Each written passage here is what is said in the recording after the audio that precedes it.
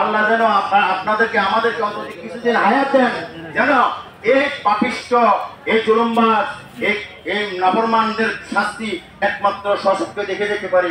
এটাই আল্লাহর কাছে প্রার্থনা কামনা করি।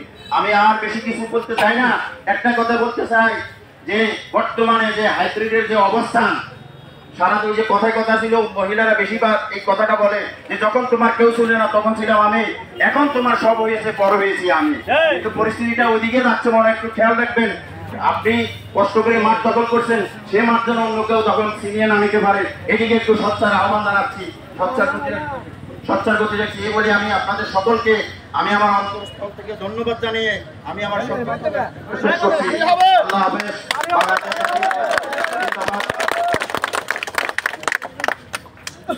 ধন্যবাদ সবাইকে।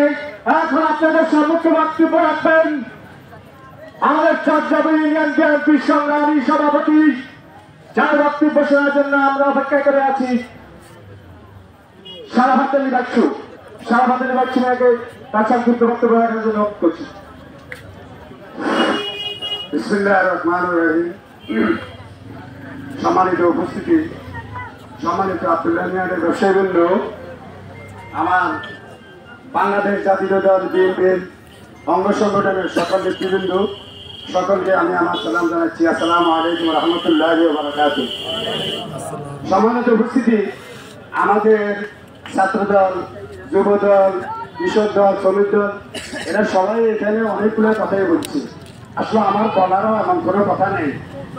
আপনারা যারা দূর থেকে আসছেন, আপনারা অনেক কষ্ট করছেন। আমি একটা সংক্ষিপ্ত আপনার থেকে শেষ করে দেবো, আমার এখানে বলার এমন কোনো কথা নেই। আমরা কি বলবো, আমরা তো দেখছি আল্লাহ দ্বারা শেষ দ্বারা